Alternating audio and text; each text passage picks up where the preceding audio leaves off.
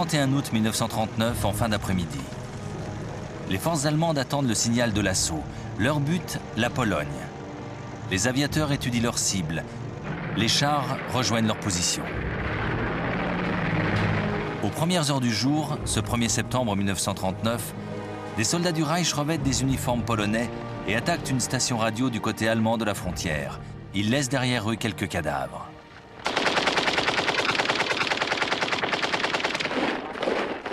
Pour Hitler, cette pseudo-agression justifie l'invasion de son voisin polonais.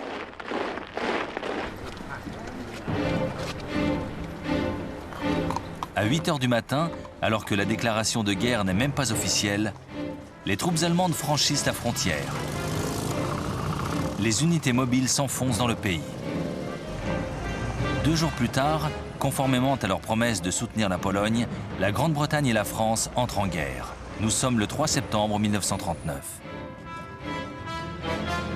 Les Polonais, eux, sont dans la tourmente. Inférieurs en nombre, les soldats polonais doivent faire face à un nouveau type de guerre pour lequel ils ne sont pas préparés. La Blitzkrieg, ou guerre éclair.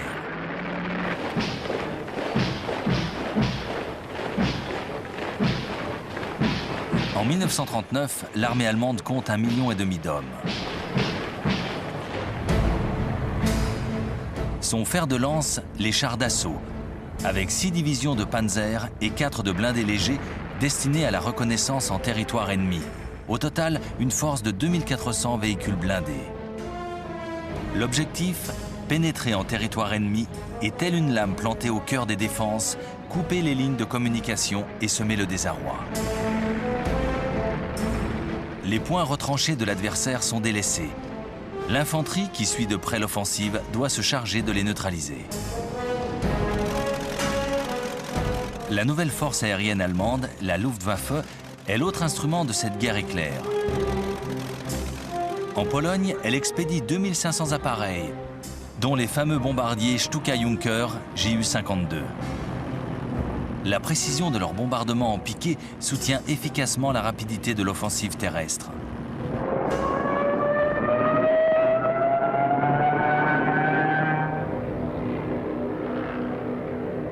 En face, les Polonais alignent 600 appareils. Au sol, l'infériorité numérique est aussi désespérante. L'armée polonaise n'a que 500 000 hommes. Elle ne possède que 800 tanks et compte encore sur ses 11 brigades de cavalerie. Des lances et des chevaux contre des canons et des chars d'assaut. Mais cette supériorité n'est pas le seul atout des stratèges allemands. Ils emploient leurs forces blindées dans des unités compactes. Les Polonais, eux, les dispersent pour soutenir l'infanterie.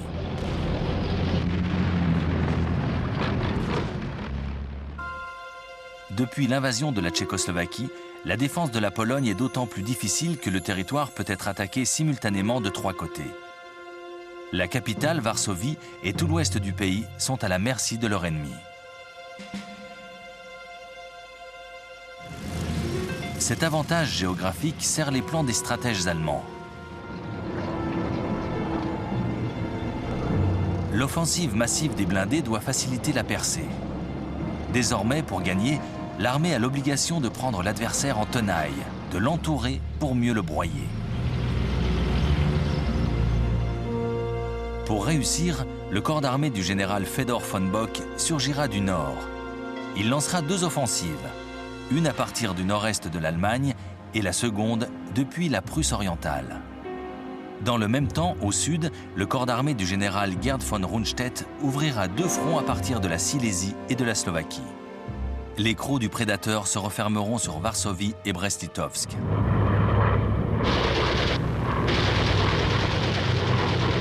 Dès le début, tout se passe bien pour les Allemands.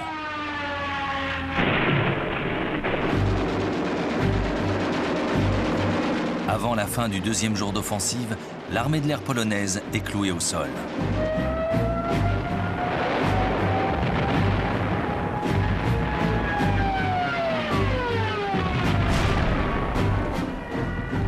Les panzers s'enfoncent profondément dans les lignes ennemies. et Stuka laboure les positions de l'adversaire.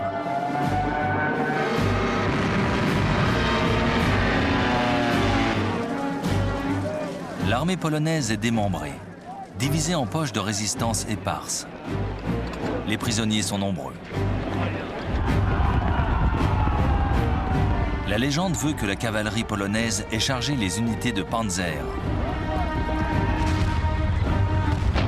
Acte héroïque et totalement inutile. L'armée polonaise est débordée par l'offensive éclair de son agresseur. Elle a été littéralement balayée. Le 8 septembre 1939, la tenaille se referme. Les troupes allemandes abordent les faubourgs de Varsovie. Le 17 septembre, c'est au tour de Brest-Litovsk d'être assiégé.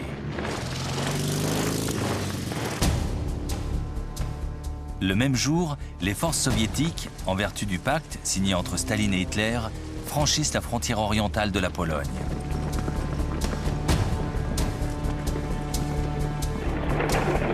L'armée polonaise recule sur tous les fronts. Le gouvernement a quitté le pays. Seule Varsovie résiste encore.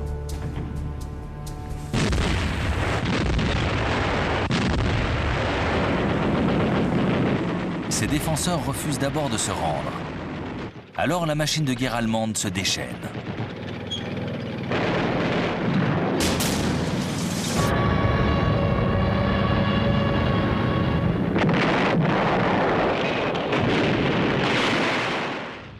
Hitler se délecte de l'abominable spectacle. Quartier après quartier, il fait raser la ville qui défie son armée. Le 27 septembre, Varsovie exsangue se rend. Le jour suivant, Allemands et Soviétiques se partagent la dépouille. L'Union soviétique annexe la moitié est du pays. L'Allemagne s'empare de tout le reste. La Pologne a vécu. Le grand nettoyage commence. Les deux dictatures s'emploient à prévenir toute opposition. Les vagues de meurtres succèdent aux exécutions de masse. Pour la première fois, les Allemands appliquent le traitement qu'ils réservent aux peuples de l'Est de l'Europe. Tous ces gens qu'ils considèrent comme des êtres inférieurs. Des groupes spéciaux de SS, les Einsatzgruppen, se lancent à la chasse aux Juifs.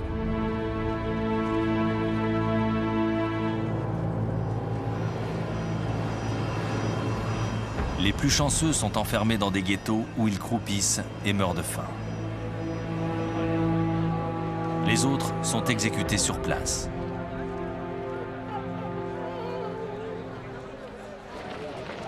L'armée polonaise est anéantie. Pas tout à fait. 50 000 hommes ont réussi à s'échapper pour rejoindre la France. Un gouvernement provisoire dirigé par le général Władysław Sikorski les commande. Que reste-t-il à ces Polonais exilés, sinon le désir de mourir en combattant pour leur terre?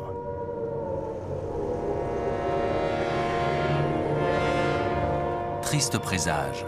À Londres, les sirènes d'alarme retentissent au moment même où le Premier ministre Neville Chamberlain annonce le début des hostilités. En fait, malgré leurs engagements envers leurs alliés, la France et la Grande-Bretagne ont fait bien peu pour préserver la souveraineté polonaise. Hitler a toujours la main, car depuis que la guerre est déclarée, les deux pays ne savent pas comment réagir. La mobilisation a commencé. En prévision des raids de la Luftwaffe, les bâtiments publics se couvrent de sacs de sable. Les batteries antiaériennes sont en position, des refuges sont construits. Les enfants sont évacués hors de Londres. Les habitants ne sortent plus sans leur masque à gaz. Un couvre-feu est instauré. L'armée britannique déploie dans le nord de la France les 100 000 hommes de son corps expéditionnaire. Pendant ce temps, les Français avancent doucement vers la frontière allemande. Mais les généraux refusent toujours de progresser en dehors des zones couvertes par l'appui de l'artillerie. L'initiative demeure résolument dans le camp d'Adolf Hitler. Le Führer sait ce qu'il doit faire pour vaincre, et il s'apprête à mettre son plan à exécution.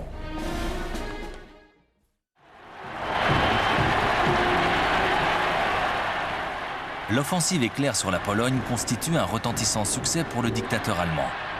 En 4 semaines, il a avalé un pays entier. Et il est loin d'être rassasié.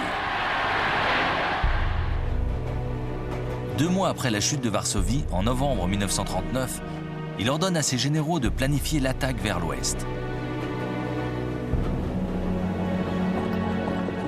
Mais les officiers sont réticents. Le gros des forces doit être transporté du front de l'Est vers les bords du Rhin. Si l'offensive en Pologne a été couronnée de succès, les pertes sont assez importantes pour en tirer une leçon.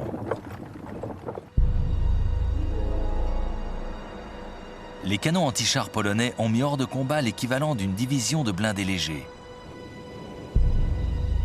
Un quart des avions a été perdu. Les Panzers sont trop légers et ne sont pas fiables. Ils sont trop souvent coupés de leur soutien logistique et de l'infanterie. Après des débats enflammés, Hitler accepte à contre-cœur d'attendre le printemps suivant.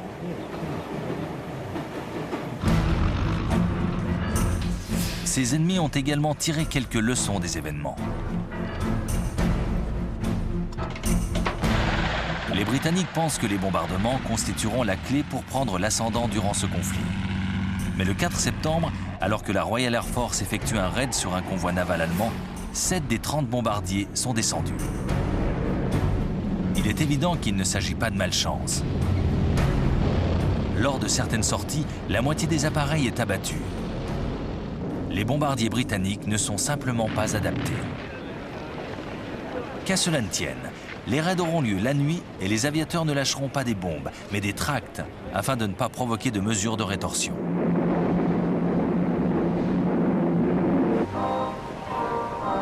L'Europe s'installe dans ce qu'on appellera la drôle de guerre. Mais que l'on ne s'y trompe pas, la vraie guerre se poursuit sur la mer. En 1939, l'Allemagne hitlérienne est au milieu d'un ambitieux programme de modernisation de sa flotte. Le commandant en chef des forces sous-marines, l'amiral Karl Dönitz, prévoit de couper durablement les voies d'approvisionnement britanniques dans l'Atlantique. Pour arriver à ses fins, il a besoin de 300 sous-marins de haute mer, mais il n'en possède que 38. Malgré cela, Dönitz tient à ce que tous les U-boats prennent la mer le 3 septembre, premier jour de guerre contre le Royaume-Uni. Ce matin-là, le U-boat numéro 30 coule le paquebot britannique Athenia sans aucune sommation. Il croyait avoir affaire à un bateau de commerce armé. 112 passagers périssent dans le naufrage, dont 26 citoyens américains. Après cette attaque, la Royal Navy veut rendre coup pour coup. Elle compte 12 cuirassés. L'Allemagne n'en a aucun. Elle possède 5 porte-avions. L'Allemagne n'en a pas non plus. Profitant de cette supériorité, le commandement décide de bloquer totalement les ports allemands.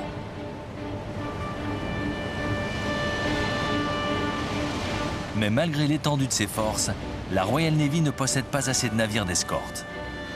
De nombreux bateaux de commerce doivent voyager seuls. À la fin de l'année 1939, une centaine ont été coulés. En fait, les Britanniques ont sous-estimé la menace des sous-marins allemands. Le 17 septembre, le U-boat 29 coule le porte-avions Courageous.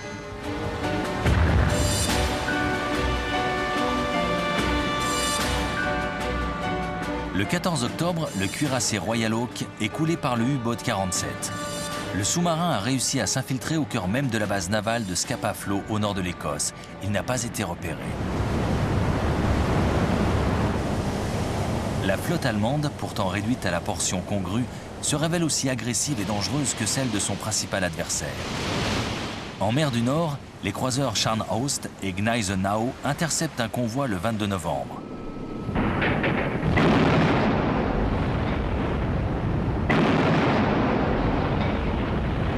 Il coule le navire d'escorte Rawalpindi, un simple bateau marchand armé. Mais c'est certainement le petit croiseur allemand Graf Spee qui cause le plus de dégâts.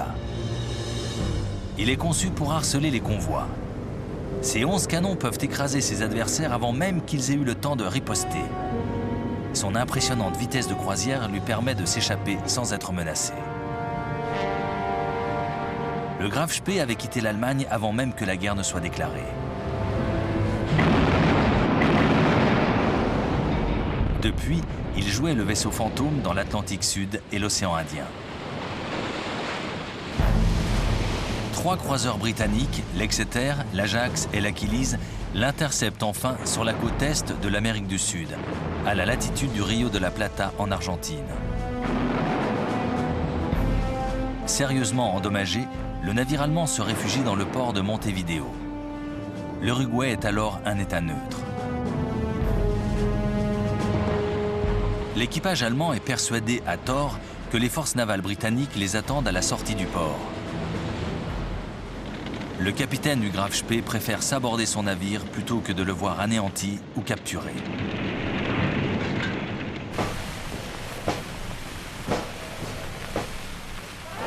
À leur retour, les marins anglais sont accueillis en héros. Mais cette petite victoire est sans nul doute le seul succès enregistré par l'Alliance franco-britannique durant l'hiver 1939. Une autre réussite est pourtant à mettre au crédit des techniciens anglais. Et cette découverte s'avérera vitale par la suite.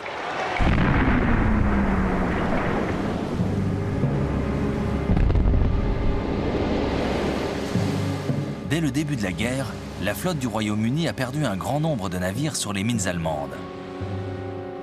Le plus mystérieux, c'est que les bateaux coulés ne semblaient même pas avoir touché ces bombes flottantes. Les mines avaient explosé à leur simple approche.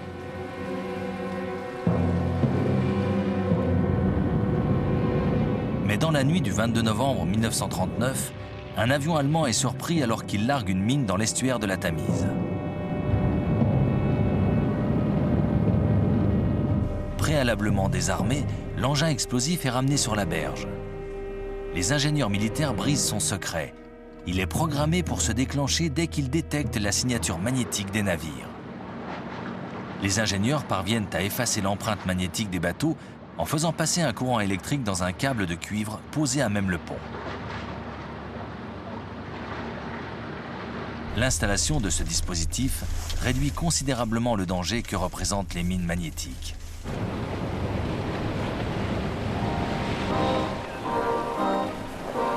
Mais alors que commence l'année 1940, la guerre s'est installée dans un petit train-train.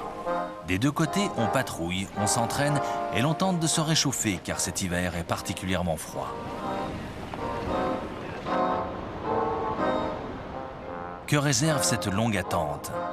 Cette guerre n'a de drôle que le nom. De l'autre côté du Rhin, on se prépare. Au printemps, le corps expéditionnaire britannique parachève son installation sur le front, à l'ouest de la frontière belge. Ce ne sont plus 4, mais 10 divisions qui ont rejoint le dispositif de défense. Les Français se sont installés en force. Ils contrôlent 100 divisions stationnées le long de la frontière belge ou mises en réserve non loin de là. Les forces britanniques du commandant en chef Lord Gort sont donc aux ordres du général français Maurice Gamelin. Et sa stratégie est claire, il faut défendre. Les troupes françaises sont accrochées à l'immense réseau fortifié de la ligne Maginot. Des milliers de fortins bétonnés font face à l'Allemagne, de la Suisse jusqu'à la Belgique. La ligne Maginot doit être le rempart complètement infranchissable, protégeant le territoire français de toute invasion. Mais les Alliés n'ont pas du tout imaginé comment s'y prendre pour vaincre l'Allemagne.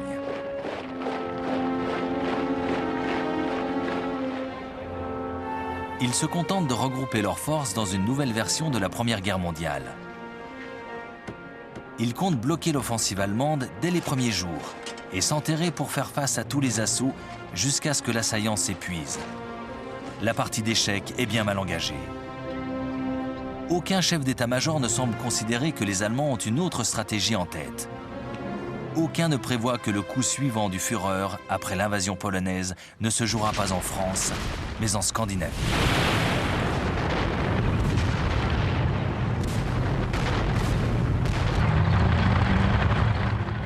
Le 30 novembre 1939, la guerre éclate sous d'autres cieux. L'Union soviétique envahit son minuscule voisin, la Finlande. Les Finlandais ont arraché leur indépendance aux Russes en 1917. Ils éprouvent une haine profonde pour leurs anciens oppresseurs. Joseph Staline est persuadé qu'ils soutiendront les forces allemandes. Il veut protéger la ville de Leningrad et le port de Mourmansk, un point d'approvisionnement vital situé sur l'Arctique. Les Finlandais doivent être écrasés. Les soldats russes sont 10 fois plus nombreux. L'invasion sera une promenade de santé. Le Kremlin en est sûr. Mais l'armée rouge n'est pas au mieux. Les purges dans les rangs de ses officiers l'ont considérablement affaibli. Et les Finlandais sont dirigés par un fin stratège, le général Gustaf Mannerheim. Profitant de la neige, il emploie les tactiques de guérilla. Ses troupes cognent fort et s'effacent aussitôt, le plus souvent à ski.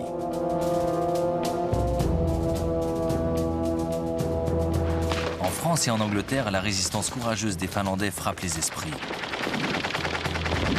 Français et Britanniques sont prêts, en traversant la Norvège et la Suède, à intervenir pour soutenir cette lutte disproportionnée. Ils en oublient même que ces deux pays sont neutres.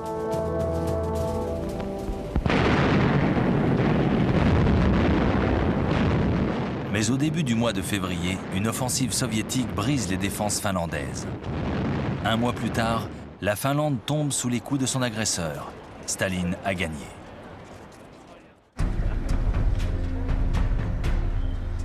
La machine de guerre nazie ne serait rien sans le fer, provenant des mines suédoises.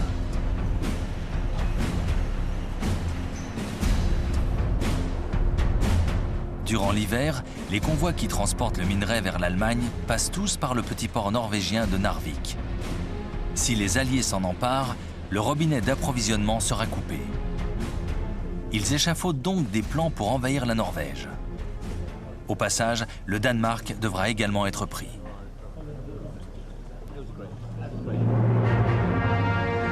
Le 16 février 1940, les Alliés passent à l'offensive. Le destroyer britannique Cossack aborde le navire de ravitaillement allemand Altmark. L'équipage est fait prisonnier puis relâché. Le bateau est capturé. Le 9 avril, les troupes allemandes débarquent dans 5 ports. Oslo, Kristiansand, Bergen, Trondheim et Narvik.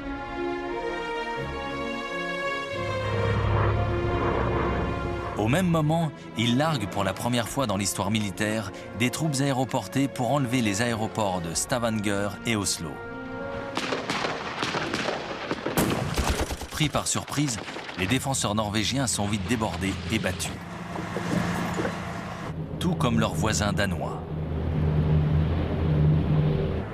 Les forces nazies occupent leur pays en moins de 24 heures. En Norvège, les différentes unités de débarquement s'empressent d'effectuer la jonction pour faire tomber les grandes villes. La Luftwaffe a la maîtrise totale des airs. Les Alliés réagissent enfin. Un corps expéditionnaire est chargé de reprendre Narvik. Le 28 mai, Français et Norvégiens battent les Allemands à leur propre jeu. Ce sera la seule victoire française de l'année 1940. Mais début juin, les Alliés sont obligés de se replier. Ils réembarquent, direction l'Angleterre.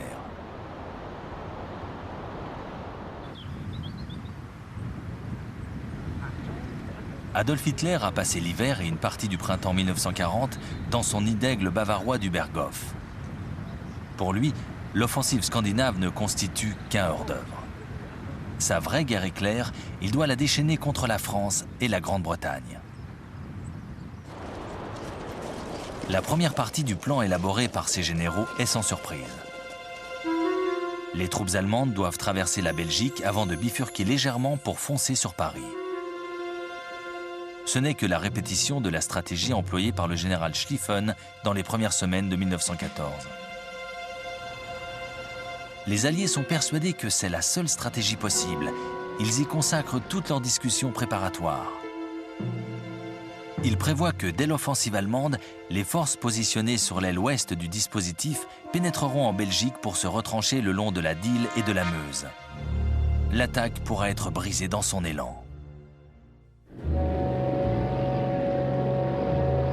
Le 10 janvier, un événement vient conforter le bien-fondé de leur stratégie. Un avion de reconnaissance allemand s'écrase en Belgique, avec à son bord une copie du plan d'invasion. Les Alliés n'ont plus qu'un seul objectif, atteindre la Dyle et la Meuse, d'où ils pourront se défendre plus facilement. Entre-temps, l'état-major allemand a entièrement modifié ses plans. Le général Erich von Manstein a dénoncé le manque d'originalité de la première tactique. Il ne veut ni rejouer le scénario de la Première Guerre mondiale, ni voir son pays s'éreinter dans une longue et meurtrière guerre des tranchées. Il propose donc à Hitler de concentrer les forces de l'offensive allemande sur l'articulation entre la fin de la ligne Maginot et le début de l'aile ouest du dispositif allié. C'est là, au cœur de la défense, que se trouve le point vulnérable. Normalement, les régiments de panzer ne rencontreront qu'une faible résistance dans cette zone du sud-est de la Belgique. Les Alliés sont persuadés que les chars d'assaut ne peuvent pas traverser la forêt des Ardennes.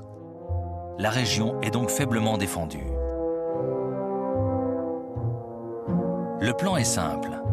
Pénétrer profondément dans le dispositif de défense franco-britannique, couper l'aile ouest de tout soutien en l'enveloppant, cerner la ligne Maginot plutôt que de prendre le risque de s'y enferrer. La tactique est très osée. Les chars d'assaut prennent le risque de s'embourber dans les Ardennes. Mais Hitler trouve le plan audacieux. Il l'accepte. Les troupes allemandes sont donc redéployées au nez et à la barbe des Alliés. Français et Anglais se préparent à une longue guerre de défense. Ils sont confiants. La ligne Maginot est infranchissable. Ils possèdent même la supériorité numérique avec 110 divisions contre 95 pour l'armée allemande. Ils alignent plus de blindés avec 3000 véhicules contre 2700 pour la Wehrmacht. Les Français possèdent même les meilleurs tanks, les chars B1 de 32 tonnes, armés de 2 canons de 75 et 47 mm. Leur seule faiblesse, une pièce d'artillerie principale intégrée à la carrosserie. Elle est très difficile à charger. L'autre canon est monté dans la tourelle. Le chef de char doit donc l'utiliser tout en contrôlant la bonne marche du blindé.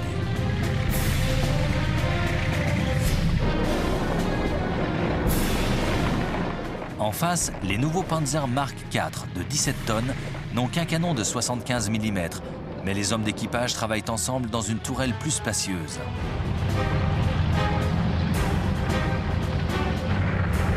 L'armée allemande n'en possède qu'une centaine d'exemplaires. La véritable supériorité allemande est visible dans les airs. La Luftwaffe possède 2000 bombardiers contre seulement 800 pour les Alliés.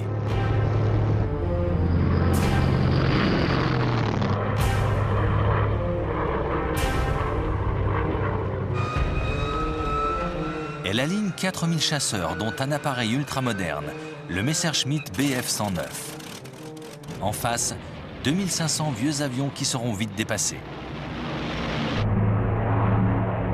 Bien sûr, la Royal Air Force possède 800 Spitfire et Hurricane, d'excellents avions de chasse qu'elle réserve à la protection aérienne de son propre territoire. La différence principale entre les deux armées se situe sans doute dans leur philosophie. Les Allemands concentrent toutes leurs forces pour frapper comme l'éclair. Tous leurs blindés sont regroupés. Ils forment 10 divisions autonomes. De leur côté, les Français se préparent à une guerre statique. Pour eux, les chars d'assaut ne constituent qu'une force d'appoint de l'infanterie. Là où les Allemands concentrent leurs forces, les généraux français les éparpillent. Ils ont évidemment noté l'efficacité des panzers lors de la campagne en Pologne. Sous la pression du colonel de Gaulle, 3 divisions blindées ont été constituées. Mais à l'aube de l'offensive, aucune n'est vraiment opérationnelle. Ce sont donc deux conceptions tactiques totalement différentes qui vont s'affronter. Offensive contre défensive, guerre éclair contre guerre statique. En quelques semaines, durant cet été 1940, le monde saura quel état-major avait choisi la meilleure option militaire pour l'emporter. Le 10 mai 1940, Winston Churchill devient Premier ministre de la Grande-Bretagne. Il ne peut choisir de plus mauvais moment. C'est le jour retenu par Adolf Hitler pour lancer sa Blitzkrieg, sa guerre éclair.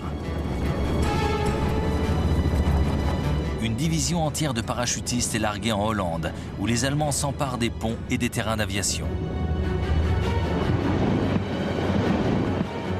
Dans le même temps, en Belgique, des planeurs déposent une unité de parachutistes au sommet du fort d'Eban-Emael, réputé imprenable. L'assaut est un succès sans précédent. Les batteries d'artillerie sont rapidement réduites au silence.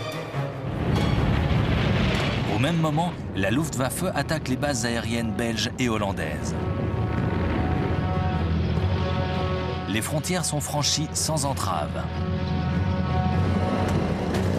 Et le groupe B de l'armée allemande, commandé par le général Fedor von Bock, s'enfonce au cœur des Pays-Bas et de la Belgique. Comme prévu, les troupes françaises et britanniques stationnées le long de la frontière sud de la Belgique font mouvement vers les bords de la Dyle et de la Meuse. Elles tombent dans le piège tendu par Hitler. Aucun stratège allié n'a remarqué le mouvement du groupe A de l'armée allemande. Plusieurs divisions blindées, après avoir balayé les forces belges, sont en train de foncer à travers les forêts et les collines des Ardennes, direction le sud.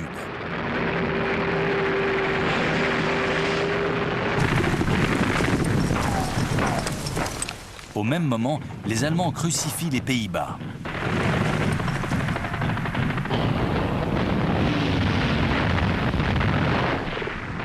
L'armée hollandaise n'avait aucune chance face à la machine de guerre nazie. Maîtres des cieux, les pilotes allemands soumettent le pays à un flot incessant de bombardements. Le 14 mai, les Allemands réclament la reddition du port de Rotterdam. Les Hollandais hésitent. Grosse erreur, des bombardiers viennent de décoller. Finalement, la ville se rend. Il est trop tard. Les appareils allemands larguent leurs bombes.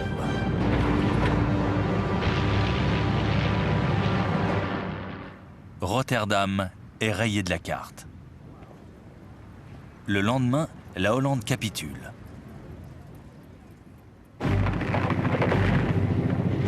Mais le pire est à venir. Ce que Français et Anglais pensaient impossible à réaliser est en train de se produire. Les Panzers achèvent leur course dans les Ardennes. Ils franchissent la Meuse le 12 mai dans l'après-midi.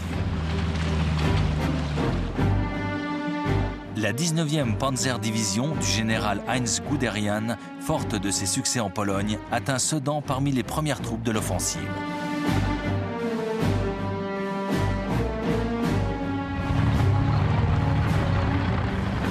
Guderian sait désormais qu'il a employé la bonne stratégie. Il délaisse la ligne Maginot et n'attend même pas sa propre infanterie. Il fonce droit devant lui.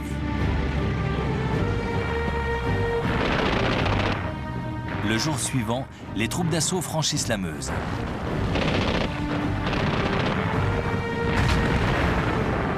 Les hommes du génie réussissent à construire des ponts de bateaux malgré le feu nourri de l'artillerie française.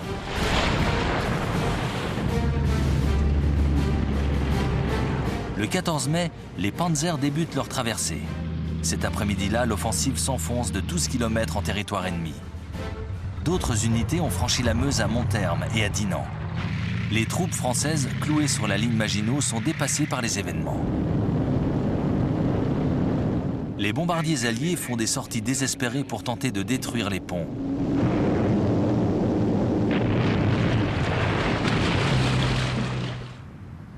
La plupart des appareils sont descendus.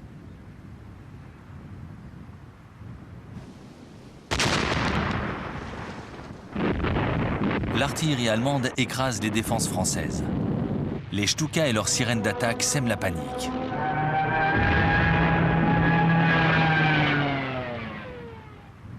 Trois jours après le début de l'attaque, les défenseurs français autour de Sedan lâchent prise.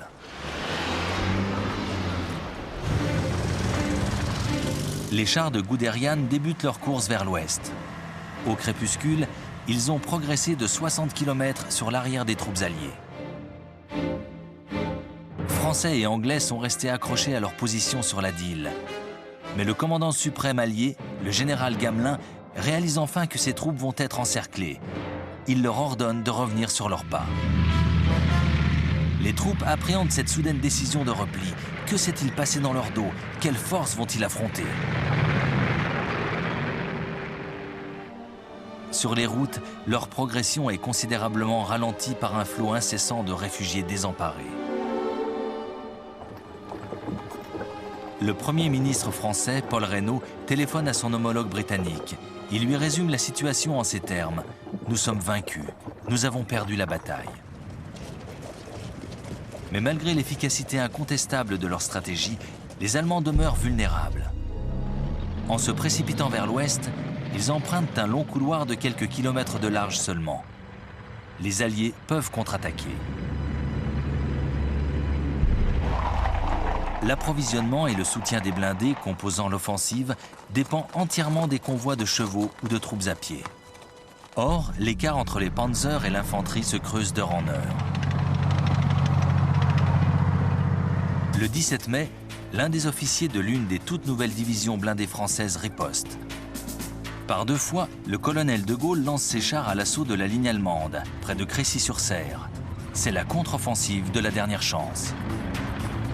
Mais l'état-major français n'a jamais prévu des attaques d'une telle ampleur. Chaque unité est éparpillée sur le champ de bataille. Leur coordination est impossible.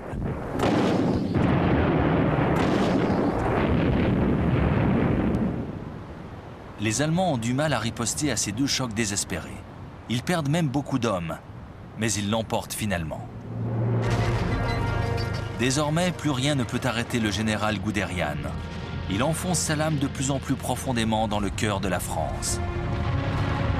Le 19 mai, toujours en Picardie, ses unités de pointe atteignent Péronne. Le 20, lors d'un énorme coup de boutoir de plus de 90 km, Amiens tombe à l'heure du déjeuner. Abbeville, à 22 km seulement de la Manche, est franchi à 9 h du soir. Et à minuit, un bataillon de la 2e division de Panzer arrive sur la côte à Noyelles. Cette course à la mer a permis aux Allemands de couper le front allié en deux.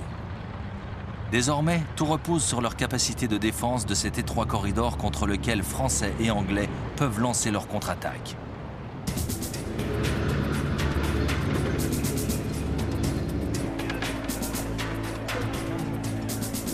Le 21 mai, 2 bataillons blindés britanniques s'élancent sur les positions allemandes au sud d'Arras.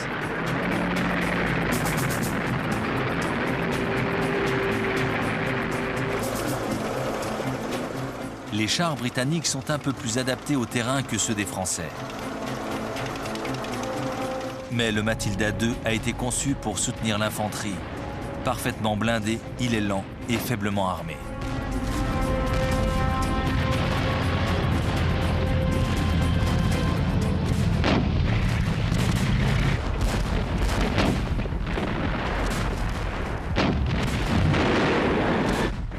Pourtant, les Allemands ont du mal à repousser cette attaque. Cette difficulté soudaine a une conséquence. Le haut commandement décide de ne plus étendre les lignes de communication.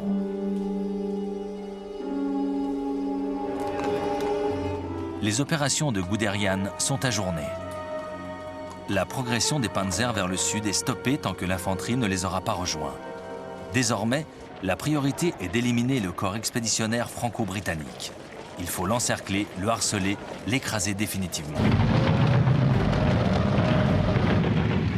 Le 22 mai, les panzers de Guderian s'élancent pour l'achever.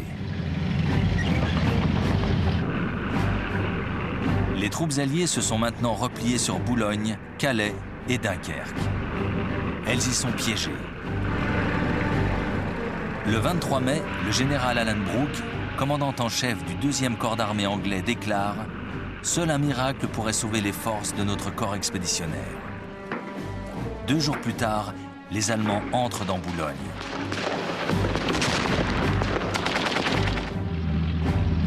Désormais, même un miracle ne semble plus suffisant pour sauver la situation.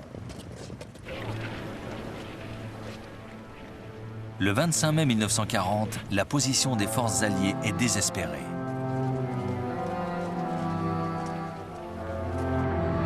Le port de Boulogne est tombé. Les troupes allemandes isolent Calais. Les Britanniques se sont repliés sur le port de Dunkerque. Le commandant en chef britannique, Lord Gort, prévient Londres que seule une évacuation par la mer pourra sauver une partie de ses troupes. Le désastre semble complet. Les chasseurs bombardiers écrasent la ville sous une pluie de bombes. Les panzers sont déjà en position pour achever leur proie. L'évacuation apparaît comme un fol espoir. Dunkerque ne pourra pas tenir plus de 2 jours.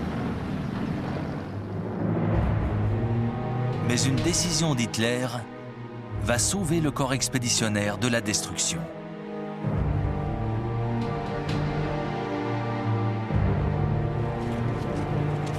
Le haut commandement allemand est conscient de l'état des machines et des équipages des panzers. Hommes et matériels sont exténués. Les attaques tentées par les unités blindées de Gaulle ou les chars britanniques ont certes échoué, mais elles ont montré la fragilité des lignes de communication et de ravitaillement nazis. C'est le point faible de cette campagne éclair. Le haut commandement prend donc la décision de stopper une fois de plus l'avancée des divisions de panzer. La curée aura lieu lorsque l'infanterie les aura rejointes. La poche de résistance de Dunkerque sera écrasée comme une vulgaire baudruche, c'est sûr. Cet ordre va tout changer. Pendant 2 jours, les panzers sont au repos. Les Britanniques ont juste assez de temps pour préparer l'évacuation. 2 misérables jours pour sauver des centaines de milliers de soldats. D'autres se battent encore. À Calais, la garnison franco-britannique refuse de se rendre.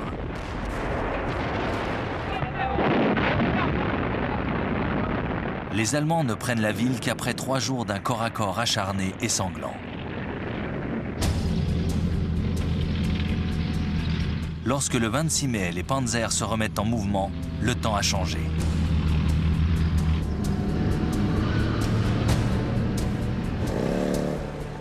Les Allemands sont embourbés sous des trompes d'eau. Une fois de plus, les Alliés ont un léger répit.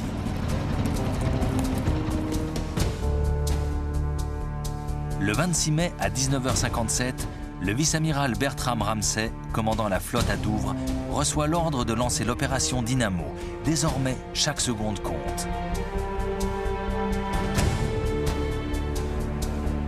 L'opération Dynamo doit permettre l'évacuation des forces du corps expéditionnaire britannique.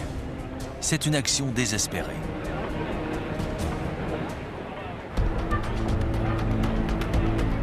Le lendemain, une flotte disparate traverse la Manche. Il y a là des destroyers, des péniches et des ferries. Mais à la fin de la journée, cette flotte de fortune a secouru seulement 8000 des 300 000 hommes enfermés dans Dunkerque. Le port est visé par tant d'attaques aériennes qu'aucune embarcation ne peut y accoster, ni même s'approcher des plages. Ramsay lance un appel à tous les propriétaires de bateaux de plus de 9 mètres. Des centaines de yachts, de navires de pêche et de barques quittent les ports du sud de l'Angleterre pour traverser la Manche. Ils sont presque tous pilotés par des civils volontaires pour aller sauver leurs compatriotes.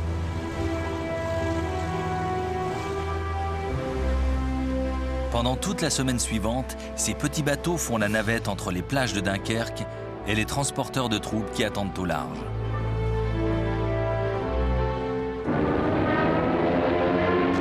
Ils sont constamment sous le feu de l'ennemi.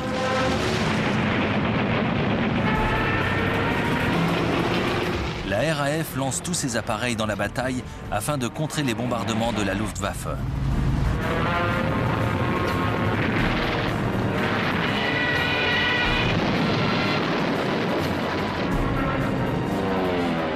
Et pourtant, 7 destroyers français et 6 britanniques sont coulés. 24 navires de guerre plus petits les rejoignent au fond de la Manche. Un quart des 655 embarcations privées ne reviendra jamais.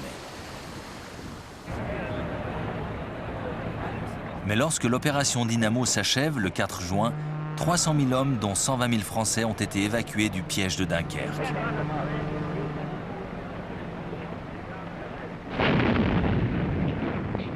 Cette évacuation n'aurait pas été possible sans l'héroïsme de l'armée française. Pendant tout ce temps, elle a retardé au maximum la progression des troupes allemandes.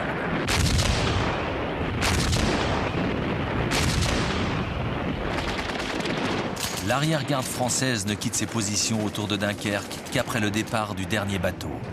Une poignée d'hommes pour en sauver des milliers d'autres. Un officier britannique comparera cette résistance désespérée à celle des Spartiates dans le défilé des Thermopyles. Cruelle défaite. Dans l'affaire, les Anglais ont perdu bien plus que leur armement. Le Royaume-Uni ne se remettra pas de sitôt de ce revers. La France doit continuer le combat, amputée de la moitié de son armée. Ce qu'il en reste doit affronter 92 divisions nazies et tout leur armement.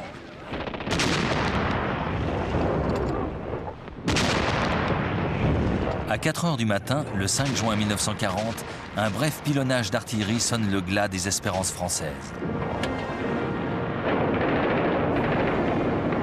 Les troupes d'assaut franchissent la Somme et l'Aisne. La résistance française est acharnée et les Allemands sont à 2 doigts de perdre leur tête de pont. Mais une fois de plus, la Luftwaffe entre dans la danse. Elle écrase toute résistance. Les panzers suivent le mouvement et poussent l'offensive vers le sud. Le flot des prisonniers ne cesse de grossir. Le 9 juin, les blindés traversent la Seine et cette fois, l'infanterie est juste derrière eux. Une fois le fleuve franchi, les troupes allemandes se déversent dans tout le pays. Le 14 juin, un détachement défile sur les Champs-Élysées. La croix gammée flotte au sommet de la Tour Eiffel.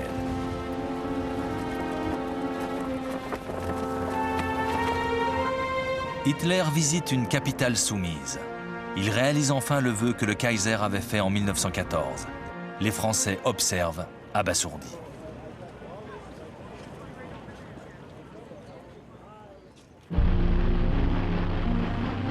Après Dunkerque, Winston Churchill était venu 5 fois en France pour tenter de soutenir le moral des derniers combattants français. Le 16 juin, il propose même à Paul Reynaud une union avec le Royaume-Uni si la France s'engage à poursuivre la lutte. C'est déjà trop tard. Le jour même, le cabinet rejette cette proposition. Dans la soirée, le Premier ministre français démissionne. Le maréchal Philippe Pétain lui succède et demande immédiatement l'armistice. La lutte s'achève dans le désarroi.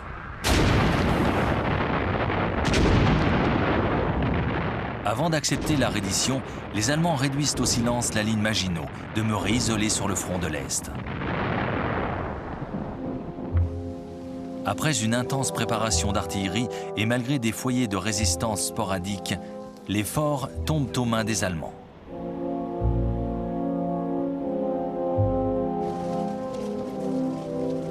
Le 21 juin, Hitler arrive à Compiègne. Dans la forêt l'attend le wagon dans lequel a été signé l'armistice de 1918, un lieu symbolique. Lorsque la délégation française se présente, Hitler lui soumet ses conditions et l'abandonne. Les représentants français doivent consulter leur gouvernement, mais le lendemain, ils apprennent que les panzers vont se remettre en ordre de bataille. Ils n'ont donc pas le choix. Ils signent. L'humiliation de la France est totale.